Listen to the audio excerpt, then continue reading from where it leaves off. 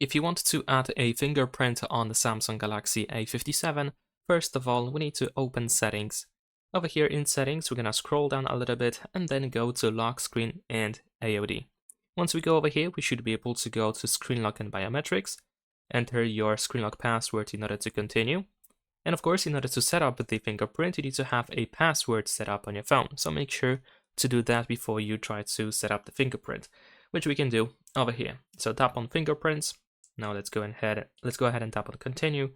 Now we're going to tap on Register, and now we have the sensor located over here, so we should be able to touch it and then lift it.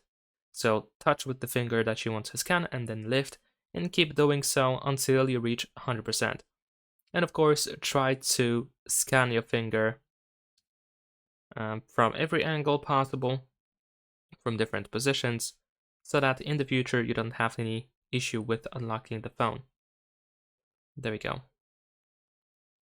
And soon we should be able to get 100%. Let's see.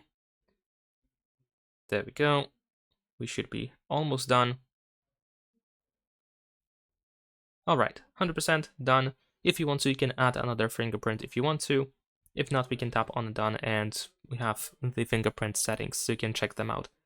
Leave a like and subscribe.